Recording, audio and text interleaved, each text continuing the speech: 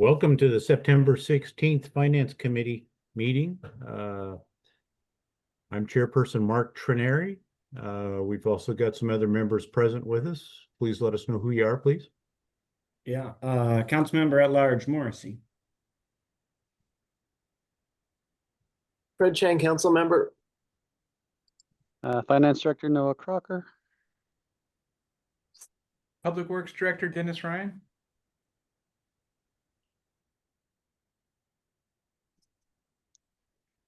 And I think we may be waiting on Nick. Vaughn. Yeah, go ahead, Rebecca. Yes, I'm Rebecca Zick, and I'm the Deputy Finance Director. And Nick Bond is in and out. Yeah. He is the DCD Director. And, All and, right. and I know that Nick is taking everything remote today, so he is probably not joining us in We've person. got a published agenda, so our discussion items, I'm going to turn this over right away to Mr. Crocker. First discussion item is a Finance Department meeting, the sales tax and revenue report. Yes, thank you. So we have a fairly light agenda today, but I thought it would be good to check in back in with you guys and talk a little bit before our work study. So let's start by reviewing sales tax and REIT. I'm going to scroll down here, scroll in. For the month of August, we continue to see negative year-over-year changes. So year-over-year, we're down roughly 4%. Compared to budget, we're still ahead of budget by about 7%. So that's still positive from a budgeting perspective. But we are observing actual decline in year-over-year actual revenues for our sales tax. Still positive though, because we're still trending above budget, but that'll continue to shrink as we close out the remainder 4 months of the year. When we look back at REIT though, REIT is still remaining strong, although we did have a negative month. REIT is a variable revenue, so the month to month may not necessarily mean as much, but we're really more tracking to our budget. And you can see over year, we've collected roughly 23% more in revenue when we compare to 2024 at the same time. So we're right on track with REIT for our annual budget for 2025. You see that we're only roughly $90,000 short of revenue to meet our 2025 budget, which puts us in good position for 2026 should there be a slowdown. So positive news on REIT. Again, same story with sales tax. We're not concerned yet because we're tracking against a budget, and we're just observing kind of the actual data is a little bit less than the prior year.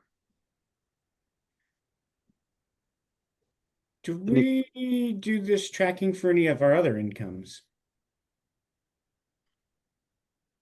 Yes, we do.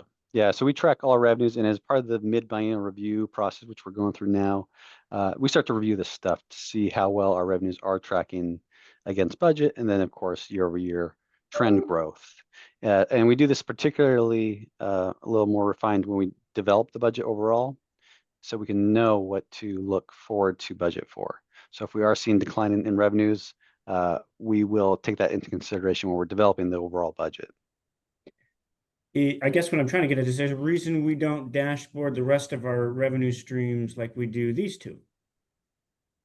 Well, these two are very impactful revenue sources to our general fund. So sales tax is the second strongest of our revenue sources, and then REIT is very impactful to our capital projects. So those are the two reasons we've tracked these ones in particular. Property tax is pretty reliable. Once we set the levy, we tend to collect the levy amount, and that is our other major taxing source out of the general fund. So we keep an eye on the major taxing sources, property tax and sales tax, and then monitor everything else kind of as need be. Noah, are you betting that we're going to be on budget for the year? I mean, after 4 more months, or what's your sense? Yeah, I think even if this trend continues, we'll still be on track for budget. And then the big question will be for 2026. You know, as we look at the mid-biennial review, do we make adjustments or do we feel comfortable with 2026 values? Right. That really becomes the question at that point. But at this point, I think we're on track. the reason I'm asking is, looking a little closer at this, it looks like every month this year has been lower than the previous year. And the changes have varied, I guess, from 0.5% in February to 11% in June, which is, I guess, actually wrong because that's 2 months after. But I'm getting a little concerned. That's I don't know what the average changes per month. Would you say that's like 3 or 4%? I'd say it's 3.84%. Per each month, or is that just okay? That's So- the average of each month. Mhm. So if we average the next 4 months with 4% less, where would we be, I guess? We would be right about 7.5 million, somewhere in there. So I think we'll still meet our budget target. Again,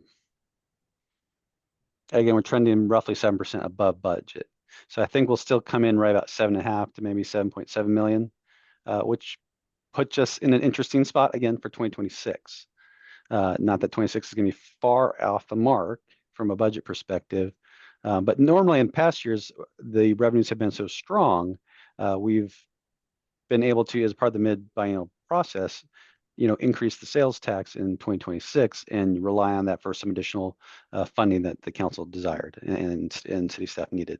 So I think that'll be an interesting part of this process this time, is really thinking about the sales tax for 2026. Do we want to take on additional revenue risks? Do we leave it the same and try to live with the means? What are the asks from departments, and is there anything else that we need to consider? Yeah, I think it'll be interesting to watch and see if this trend continues through the end of the year. And then we're going to be pretty close to right on budget, but I agree. Yeah, we're going to have to look at things at the end of this year and decide what additional expenses we want to put out there, if any, based on this last 4 months.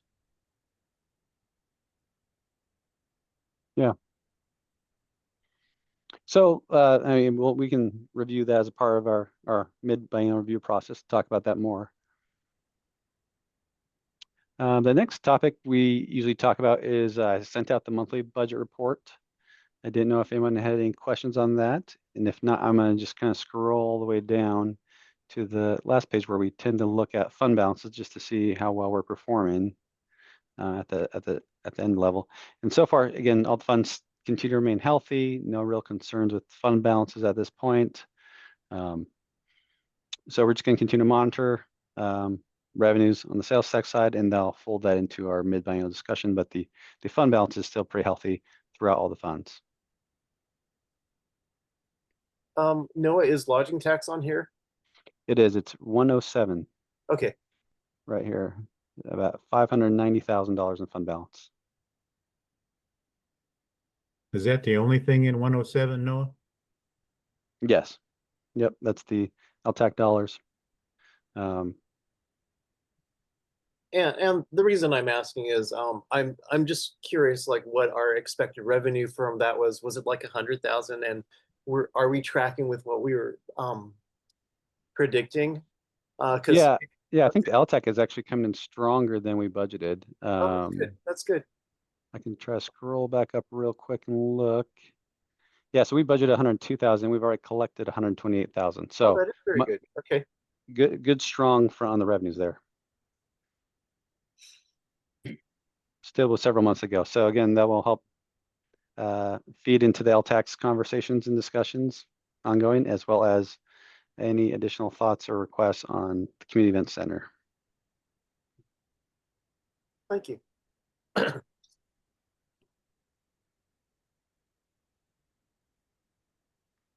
So I didn't have too much more than that planned, other than I did want to touch, since we are having work study tonight, and we are going to talk about the general sewer plan. I did want to just revisit the sewer rate proposals that the FCS group put together and that we met on several months ago, back in June. We discussed several. Well, actually, we went through the whole proposal and the plan.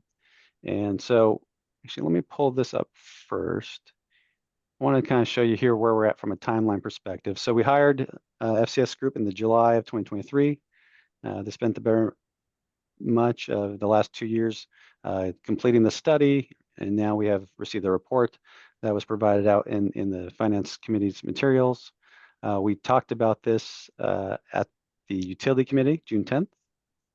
So in the summer, then we talked about it again at the work study session with the full council.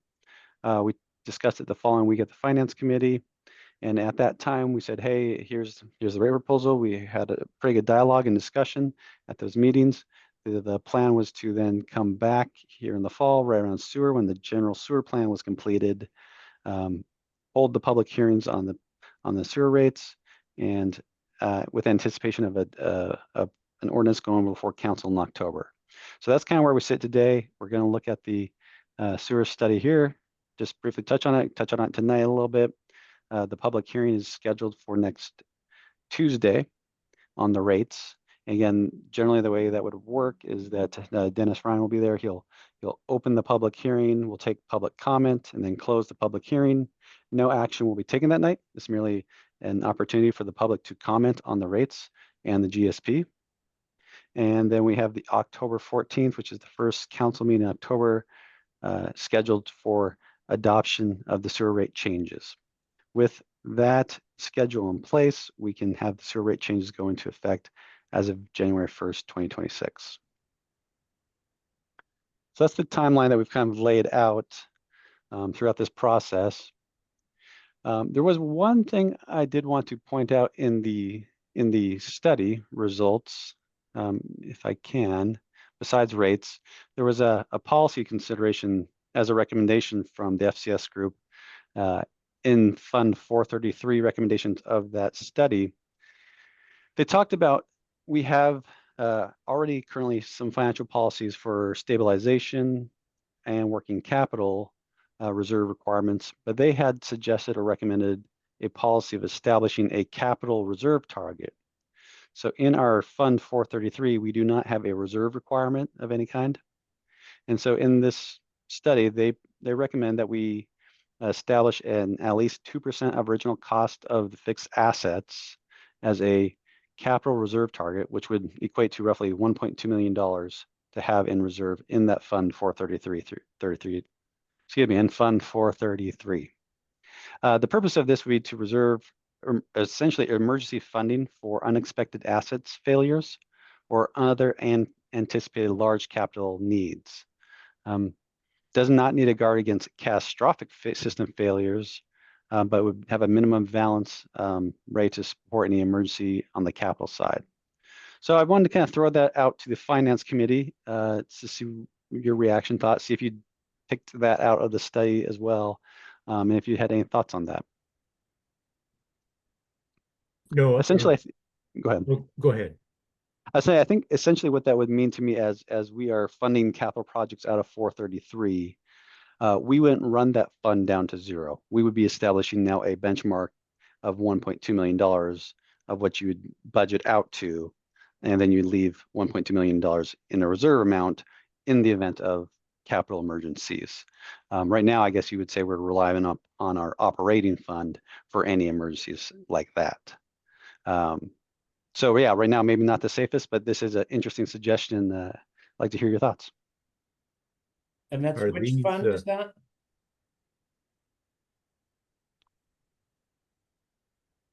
Is this capital reserve policy consideration included in the new rates that they're showing us? Or is this in addition to? I don't know the answer to that question. I don't know the answer to that question. Are we looking to add this 1.2 million capital reserve target in 433? I don't believe it would be an add. I think we have a fund balance in there now, and I think it's just establishing a benchmark in which we would have cash available for emergencies. So I don't think it's looking to add an additional $1.2 million to our capital fund, because we wouldn't actually do that through rates unless we were moving surplus revenues out of operating to the capital fund, and this did not contemplate that. So the only other revenue source that goes into Fund 433 are the capital facility charges, and this is not addressing any increase in those charges. which fund are we looking at? Fund 433 is the sewer capital construction fund. Fund 433. No, but the recommendation from this consultant says we need to set a target of 1.2 million capital reserve target for which fund? For Fund 433. Okay, that has $13 million in it. Yes.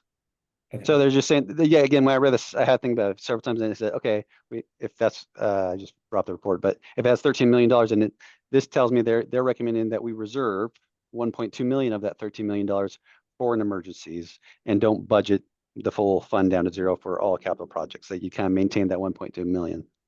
Okay. What is Fund 432? 432 is a stabilization for our operations. So something catastrophic, that would be for something catastrophic that really impacted our operations, both on revenue and expenses. Council could take action to tap that stabilization fund to maintain our operations. But this is it.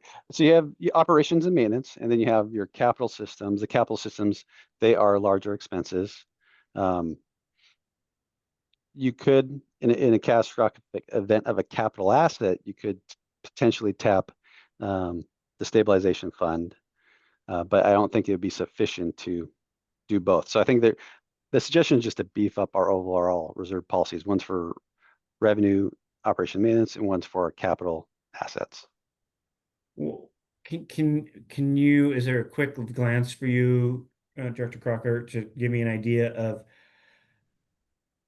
the lowest level that fund's been at in the last 5 years? Yes. If you give me a second, I can kind of. Because I think in my almost two now, I don't think I've seen it anywhere. Not even close. Yeah, right. So I'm curious on what that adds if this fund is never in jeopardy of not having enough funds. I'm not following their recommendation. Maybe I'm missing something. I'm thinking they're just recommending a brief policy change and nothing else, just so that, we ensure we don't drop it below 1.2, which we haven't ever done. So, okay.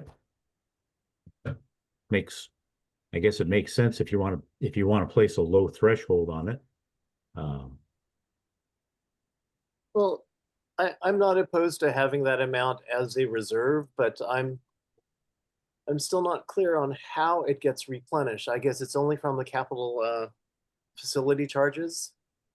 Is that the only revenue that goes to sustain it, the 433 fund? Yeah, essentially, I mean, the capital facility charges is the only revenue source going into Fund 433, except for if you were to make transfers from your operating fund to your capital fund. So if you think back maybe even 6 years ago, before we had these sewer CFCs, we did have a low balance. I'm trying to pull that up. I'm multitasking here. But we did have a much, much lower balance.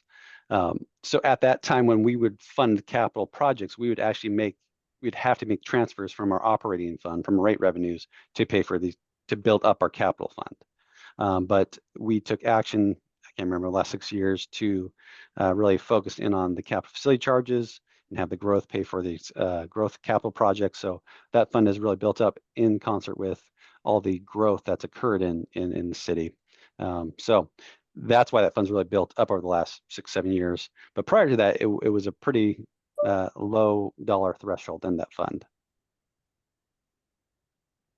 So as we build out more capital projects and spend that money down, I think you would just have a bottom that you're not going to spend down to zero. Now you're going to spend to 1.2 million because the council prefers to have some money set aside in a capital emergency reserve, that if something breaks on Marina, we have money right available to go address that need. We don't have to tap into operating. We don't have to look at the rates of the operating fund. That's why I read out of that recommendation. And another question about the CFCs, though, are those predominantly generated through new construction? Yes. Either that or change of use. Okay. Yeah, but there So- hasn't, Okay. but predominantly new construction. There hasn't been that much change in use. That would be the only two ways that I know of assessing those. Okay, fees. yeah, my concern Yeah. is that it shouldn't be fed into from the rates that we're raising, if possible. I mean, the 3.5% that we're proposing or about to Well, adopt. so that's what I was trying to deem. I'm right there with you, Councilmember Chank, right? Like, are we trying to say we want to take 1.2 out of The new rates.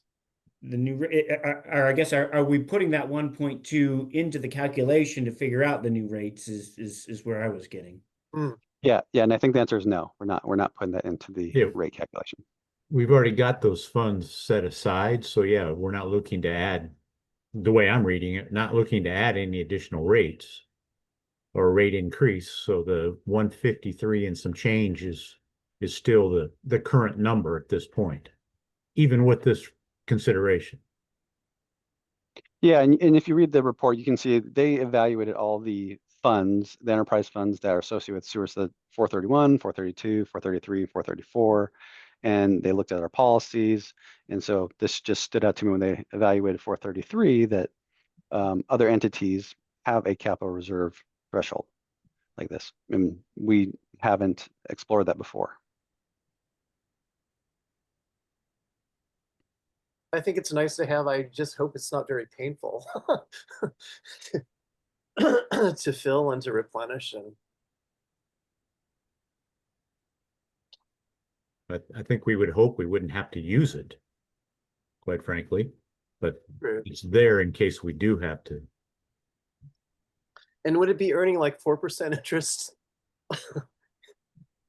It would be earning interest. Yep. Whatever Okay. interest we have, it would be earning interest on it.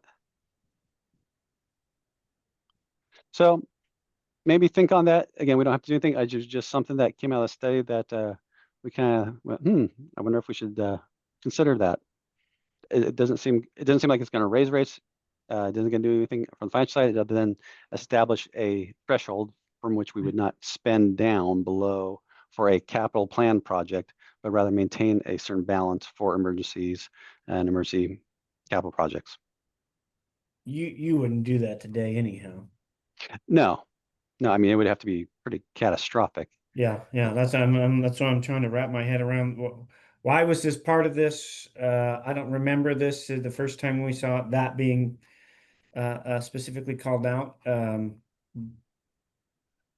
Okay, I'm not seeing anywhere in their plan design either. That's why I was asking the question that I saw where that 1.3 was part of it. The only question I did have was probably more towards Director Ryan. The only thing I'm just trying to get to a point, fellas, we're going to have this conversation tonight, that this council is just going to be known as the council that raised every rate there was, right? And so at some point we hear from the folks that says, well, enough is enough. Ay caramba, right? My wallet can't take it much more. So I'm trying to get this to be as least impactful to the residents of Port Orchard as possible, knowing that we still have a service level. So the only thing I could get out of the whole thing, Director Ryan, is we have a sewer facility capacity upgrade scheduled at about $2 million. That was the only thing on the list of projects that seemed rather vague, if you will, that I couldn't put that towards, okay, yes, we do need a McCormick Woods sewer lift station number 3. You get what I'm saying? Yeah, but I'm not tracking which project that is right now. So a lot of McCormick's is developer purchase. So I'd have to pull it up. No, you might have to pull it up. It's Um, 6-12 on page 28 of the general sewer plan. well, of this of today's packet for Finance Committee. It's on page 28, and then on that page there's a list of the projects, and it's 6-12 is what it says for. Let me pull that up. Are you pulling up the sewer capital plan, Dennis? I'd pull up that rather than the study.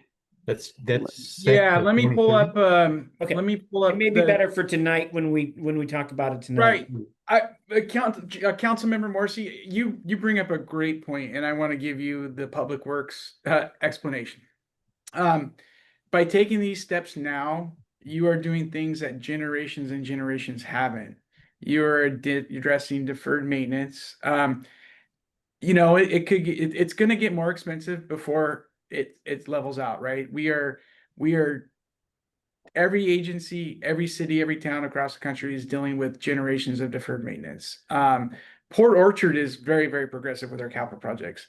This marina upgrade that we've done, it didn't fail. It was still working. It was getting close, but we didn't get to the catastrophic level. We're doing projects that are going to identify I&I stormwater intrusion into our sewer system. Ultimately, that's going to bring the cost down to treat the sewage, not having fresh water going into our sewer systems. It's the old saying, pay me now or pay me a lot more later. So our citizens, our taxpayers, that doesn't always resonate well, but it's responsible. I'm still trying to pull this up here, so pardon me for 1 second here. I've got it, Dennis, if you want me to share, but no, you have to enable sharing. Go ahead. I had our sewer plan up, but go ahead. It's Hold on not a second, loading Nick. here. Go ahead, All right, Nick. try ahead, Nick. Okay, so is this the table you're talking about? Let's still bring it. Yes, the 6-12 sewer facility capital. The rest of them I could figure out what they were. That one Oh. was just pretty basic. PWO. That made nothing to me either. So that's why I was like, okay, maybe someone on the inside's. 1 second here. Not that I think this $2 million is going to make or break us, but at least I've said I did everything I could to help minimize the pain as possible. And I hear you, Director Ryan. I very much hear you on it's just going to get more expensive, and these are things we've identified that we know need to be done. I'll speak it to I'm blue in the face because that's what we were elected to do. But I guess what I'm trying to say is, there's anything we can do. We've done a bunch in the last 12 months. Well, and even when we're looking at 24, I think we've touched everything except for sewer. And this is the last piece of that puzzle. Is there any more punting? Can we make this where it's not hitting them all at once? I guess is what I'm trying to say. But So And again, go I ahead, Nick. think I can answer that one. And, we have undersized pipes throughout the city. And with every development project that comes in, we identify problems. And sometimes those problems are quite far from a project. And so they are system deficiencies that impact a project that is far removed. One example, between Cedar Heights Middle School and Tremont, there's a sewer line that goes through a pretty wet, swampy area. And we've known that has some size limitations for some time, and at some point that needs to be upgraded. By including it on this list, you are making it possible for us to offer credits to the developer to go in and fix those capacity deficiencies. Or if the city decides to take this type of project on itself, it can do so. But I think this is just a general placeholder for areas in the city where we have undersized pipes, and sooner or later that lack of capacity is going to rear its head. And this is an opportunity to help offset the cost of the developer of having to fix those deficiencies. Does that sound right, Dennis? Yeah, I just got the notes, and so I'm reading the notes that are from the general sewer plan, which you'll see 100 miles an hour tonight because it's such a big document. But they do match, and no, Nick, this is also those areas. So Port Orchard Boulevard coming down the hill. We just got a marina pump station ready to go for a population of a city our size in many, many years in the future. But we still have sewer conveyance lines that are what they were 40 years ago. Port Orchard Boulevard has, they had a 12-inch sewer main coming down it, and that wasn't big enough. And so probably 30 so years ago, they put another 12-inch. So we've got two sewer lines, double the infrastructure, twice as expensive to maintain, right next to each other. So that covers facility things capacity. like that. Okay. Yeah. Okay. Well, like I said, I was just looking if any nickel and diamond I can to save a penny here and there. I was looking wherever I could. So I get it. I think you're going to hear a similar response tonight.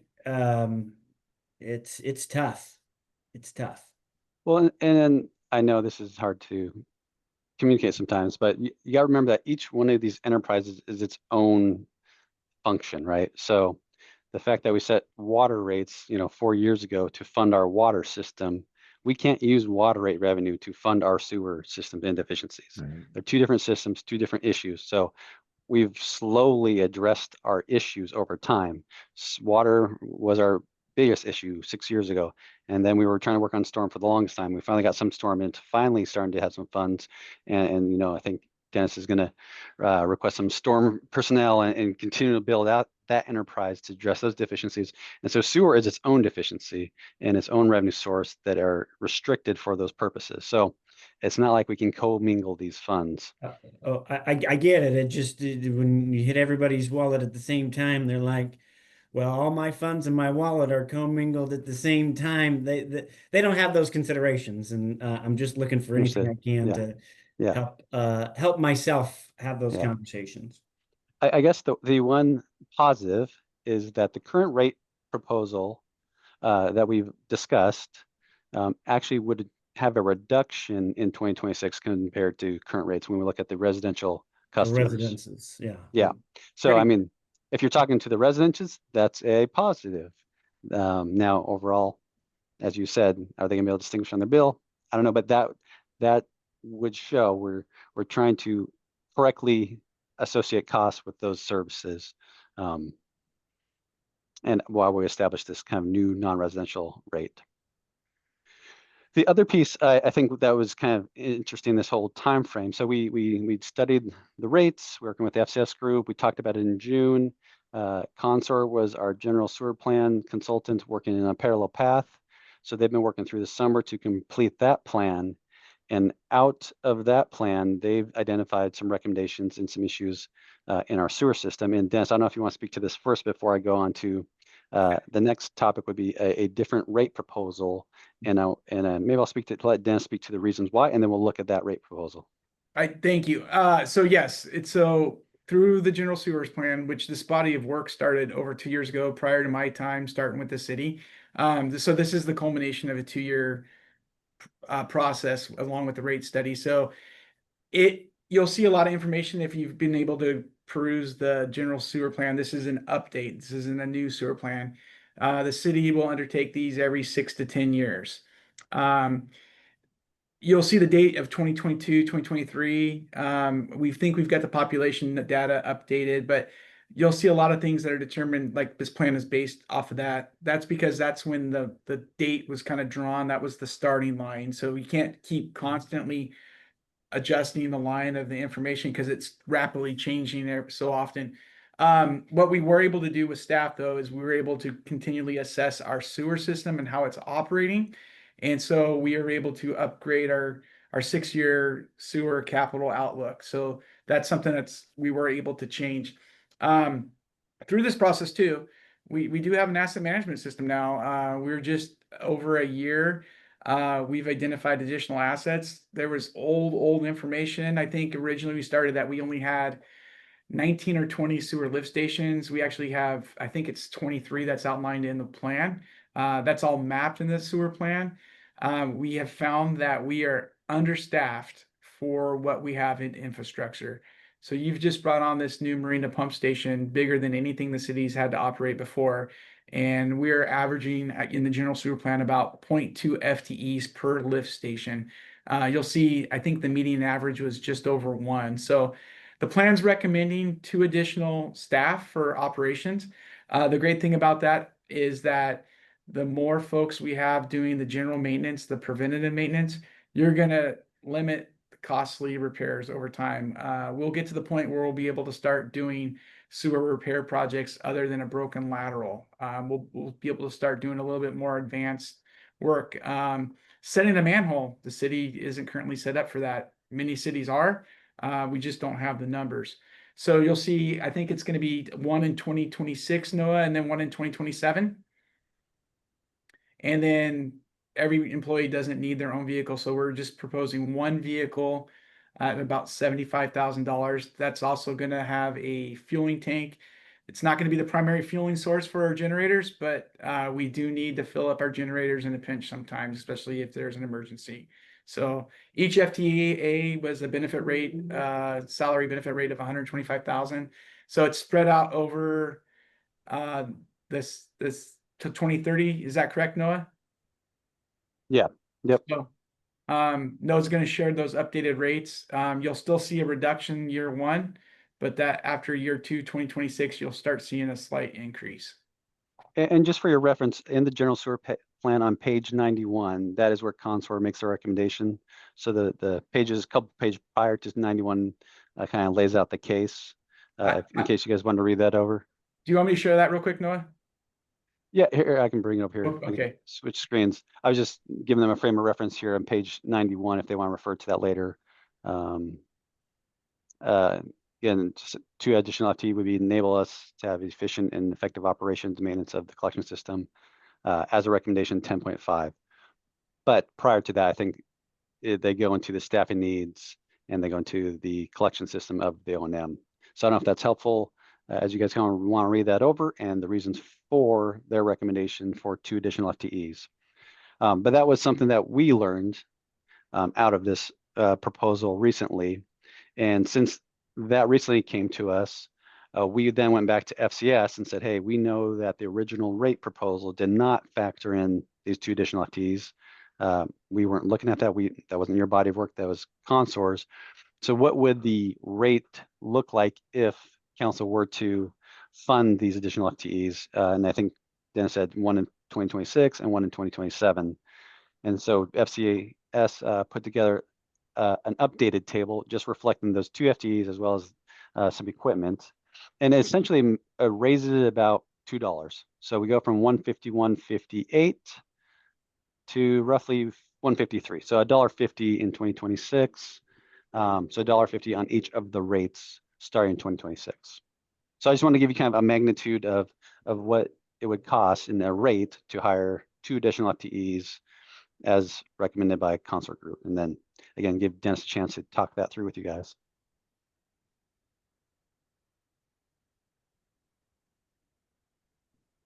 And I think I covered it pretty well, but if there's any questions, Noah showed that one table.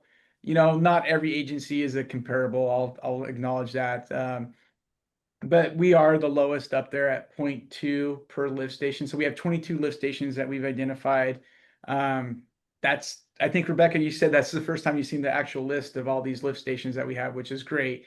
You're gonna see agencies with large departments, right? So City of Kirkland, I'm sorry, City of Lacey, 14 current staff, 48 lift stations. So they have a low ratio, but they have 14 staff members that at any given day, they can mobilize at least 2 full crews to go do activities.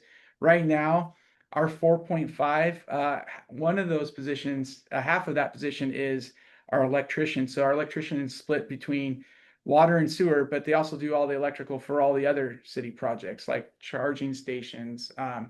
They're not out there doing general sewer maintenance. They're doing specialty electrical repairs. So, you know, you think about this, you've got 4 field employees. One of them is your lead that's doing all your planning and scheduling. You've got a Vector truck, which you are required to have 2 employees at all time. You're working on the road. You've got a piece of equipment out there. You're out of people. You have nobody to do traffic control. You don't have an additional people for groundwork. It's really, really strapped as far as staffing. Why does Silver Lake have 33?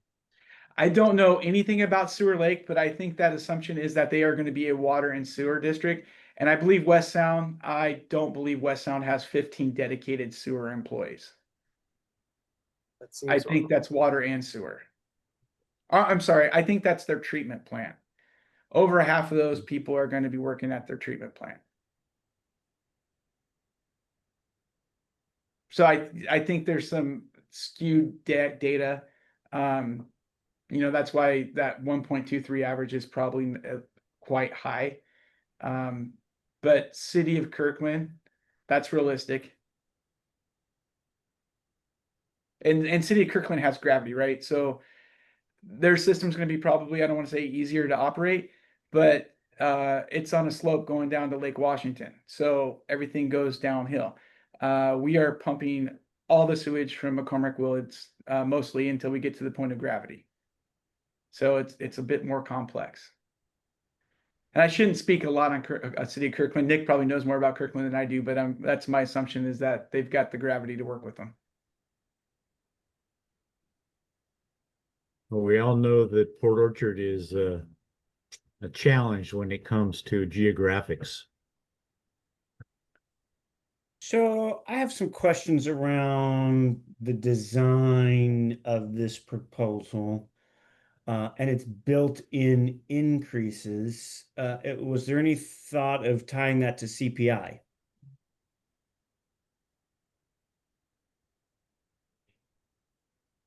The Or- consumer price index? Yeah, why would we set a set 4.5% if we don't know inflation's going to be there?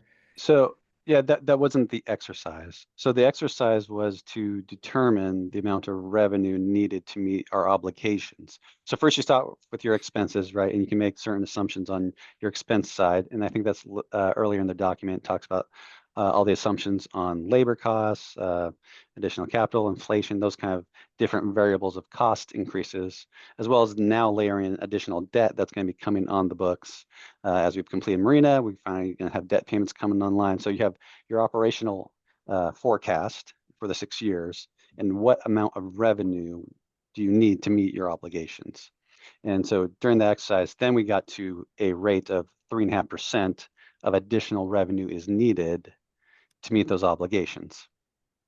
And then once we knew the revenue requirement, that's when we got into the rate design, because we had a goal of simplifying our non-residential structure, moving from that 20 plus category mammoth to a simple streamlined structure that was more advantageous for us to administer and go to 2 rates, covered residential and non-residential rate structure. So we didn't need to tie it to inflation because we already had a forecast of what our expenses were going to be. If you were going to do inflation, you would just be trying to keep up. And we have done that with CFCs, for example. We didn't try to do a 6-year forecast of where those capital projects were going to be. We just knew that the capital projects were going to increase in cost, and not by a CPI, more by a CCI, right? In construction cost index. But we didn't tie it to the CCI. We tied it to a CPI just because people generally understand CPI better than CCI. So we have taken that approach on other charges, the CFCs, but we didn't do that with this one. And in the past, I think we talked about this in the water rate setting cycle. Again, you weren't part of that, but we had a rate proposal, and then we even looked at after 2030, then pegging it to a CPI. And the council at that time, I believe, said they didn't want to do that. They wanted to really evaluate the cost and really try to get as close to the true cost and true need as possible. So we haven't really taken that approach. If I you guess were I'm to curious, do a CPI and you assume that CPI is 3%, you already are now cutting your rates to have revenue less than what you need, right? Because if we think we need, sorry, I'm looking at 2 tables. So with the 2 FTEs, there'd be a 4.5%. Without the 2 FTEs, it's 3.5%. So that was the one topic I wanted you guys to think about. Okay, that GSP identified a need for 2 FTEs. Dennis is probably going to come forward and make that request of the council. Now would be the time to factor those additional new costs into the plan as a part of this rate proposal, right? We want to do that a couple of years from now, and now would be the time if council is supportive of that. So that's where we get to the 3.5 or 4.5%, but that's the amount of revenue, additional revenue we would need. Now, if you set we're only going to increase revenue by 3%, you are knowingly not generating enough revenue based on the assumptions. I think it's more about which rate by what year for me, right? So if I'm averaging those rates, your average is a little under $167.50. I don't want to get in the semantics there, but why wouldn't I just take it at today's rate at 163 and move it to 167, have a one-time 2.7 as opposed to a 3.5 or a 4.5 every month? or every year increase. I just, it doesn't I- feel good to cut somebody's rate just to have them know that it's going to go higher in the future.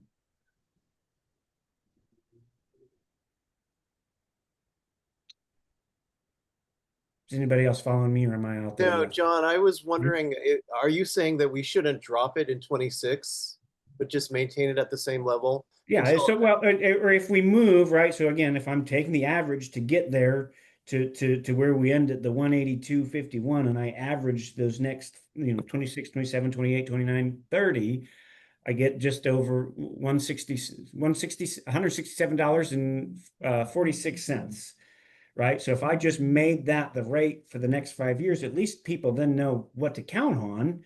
And it's not fluctuating what their payment is going to be for a sewer rate in residential anyway. So Well, I guess I would counter with this, and this isn't a very strong counter, by the way. Because these are publicly known rates, we are going to put them out there. Here is the 6-year plan.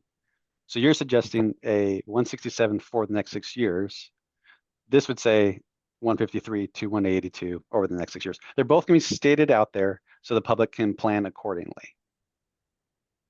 kind of, again, when I'm talking with my constituents, they're going to say, okay, so you get 4.5 and 4.5, you're at 9, another 4.5, another 4.5, you're at 18.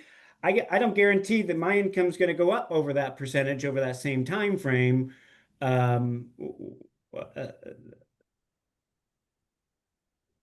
Essentially, what they're telling us is we're being asked for more a guarantee than what I'm going to receive as a constituent. So, yeah, I hear you. I don't know. I'm going to noodle on this. I'm not going to continue.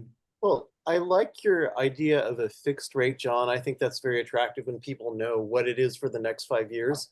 But I would actually wonder if it is a good practice to let people know that we could set their rate for as the same without, just the natural progression of inflation and so I don't know. I would be a little on the fence at this point. But I like the idea of, why should it drop? I mean, are people going to do something with it? I don't know. But But- it's interesting topic. I think if we remember the reason, from my perspective, that the drop is showing is that we're reallocating the percentages of who's paying for what. The citizens, from what we've heard, have been paying above and beyond their fair share in the past versus the businesses, and that was re-engineered to make it a little bit more of a fair split, and that's why the citizens can see a little bit of a discount over what they've been paying. I like the transparency of that, but I'd have to think on the flat rate again, because as Councilmember Morrissey brings up, that's much easier to budget with, and it also aligns with what we've been at 163 for 4 or 5 years now in the past. So that's one I'm going to have to think about for a while before I really determine the best way of looking at it and presenting it.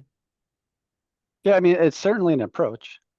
It's certainly an approach, and you might get there that way. And if that's the way council would prefer it, find that 167 in the middle.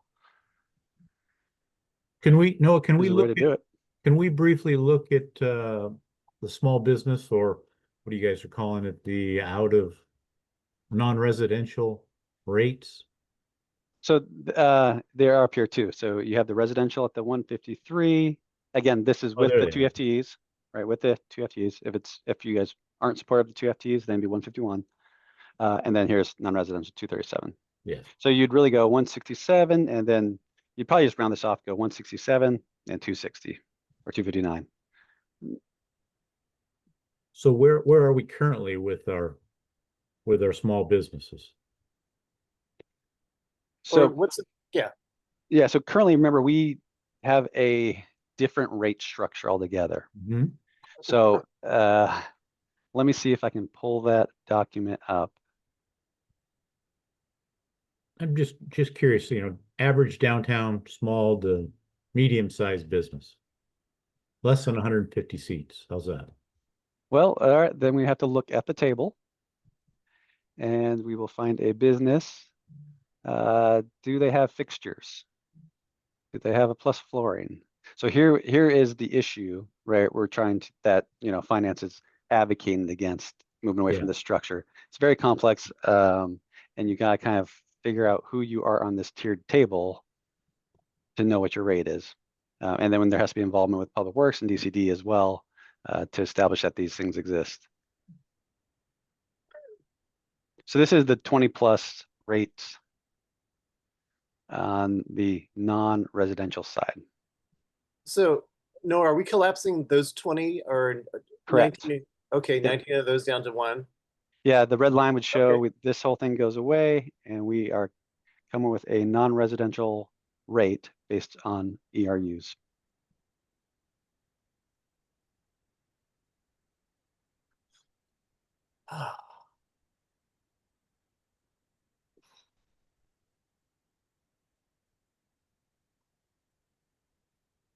I guess, is there,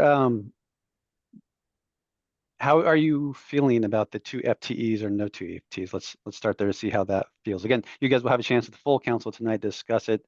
Ideally, at the end of tonight's meeting, there will be some direction for the public hearing next week because we need to post an ordinance with the rates being proposed in order for the public to come and comment on that.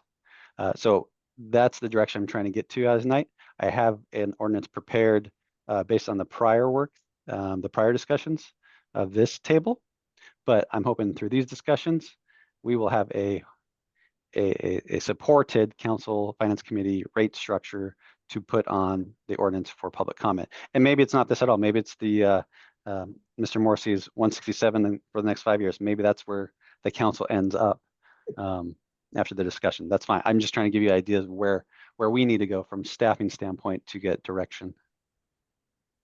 Well, I'll start off by saying I'm comfortable adding the 2 FTEs and using the according rates for those 2 additions. I want to be able to, but I have consternation over the whole increase in rate overall, just because at some point somebody's got to cry uncle, and I don't know where it is. I think we're going to find out tonight. So I think you're better off getting some input from all 7 of us to kind of figure out what that looks like. I would add to that in general, I am supportive of the 2 additional FTEs.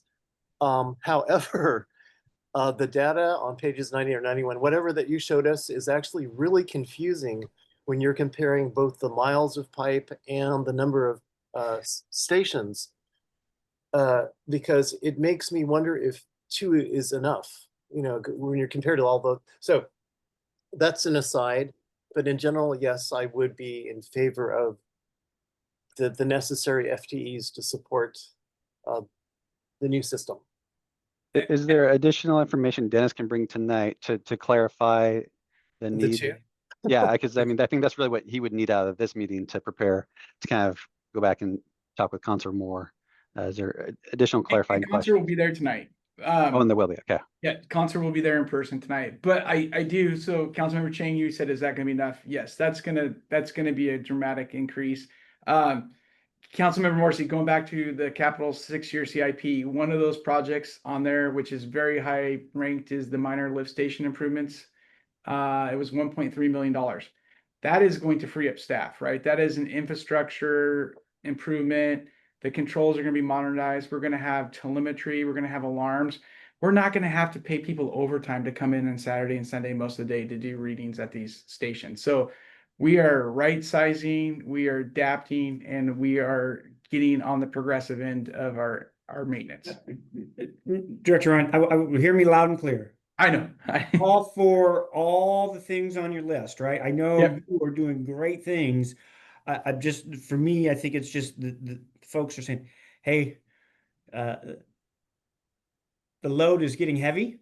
And so we just got to make sure that we're cognizant of that. And that's all this is, right? It is not, there's no need for justification. It's just, I think everybody feels that the price of eggs at the grocery store is affecting everybody. And I think that's just the general feel. So they're not calling specifically out any one project or anything like that. I think it's just the overall feel as we continue to raise the rate on everything we touch. So, And they deserve the service and the ending result to be the best. agreed. I get it. But Councilmember Morrissey, just to kind of counter that a little bit, they're actually recommending that we decrease this, and we've got what, 2-3 years before it would be over and above where they've currently been paying for 4 years straight. So I think that's a sellable statement with all the improvements that we've made to the sewer system and will continue to make. I think that's a sellable. I tried that earlier on somebody, Councilmember Trinity, and got duly pushed in my hand, and I did have a good quip back, right? Well, how often is government ever lowering that? And now you're putting us on a trajectory that will never come back down. And because I did say, well, we are lowering it here by possibly $10 in this current proposal. So it does happen. I wouldn't never say never. But I did hear from them, and they're right? Generally, we're not going to say, okay, we finished all those projects. Now we can go back to 153 now that we've been up at 182.50. That was kind of the pushback. So I hear you. I tried that. I'm just telling you, I tried that.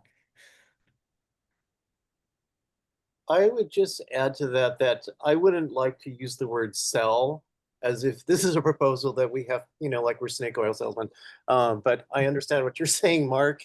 But if we did use that word, it would almost make me wonder, like, is this some stunt to artificially lower the rate over the next 2 years when everything is going up? And that's not what we're doing. But, there are a lot of moving parts, and it will be hard to break it down to explain quickly to some people. But it is a complex subject.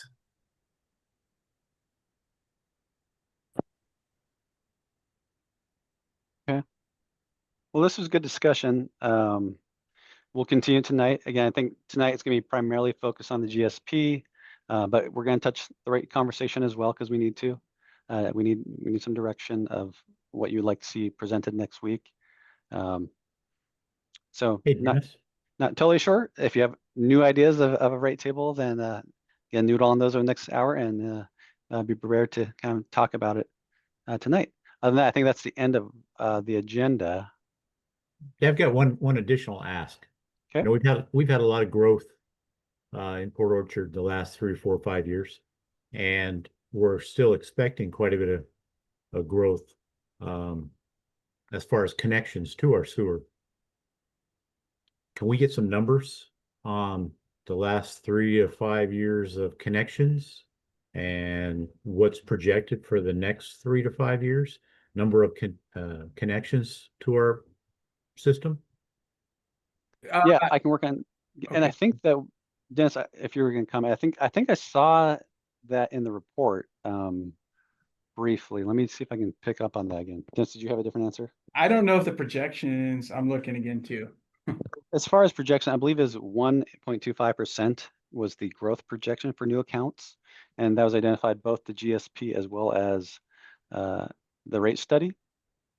But to your question, as far as what has the growth been over the last 4 or 5 years, I think the growth has actually been much higher than that, like 5% growth over that period of time. I'm I just trying to see. think the last 3 years, it was, yeah, five. Nick, you would know this better than any of us, but I think the last 3 years we're close to 15% growth in the city. Well, total, yes, but remember, some of that growth is in the West Sound Utility District area, so it's a little harder to pin down how much of the growth was in the city's service area versus West Sound.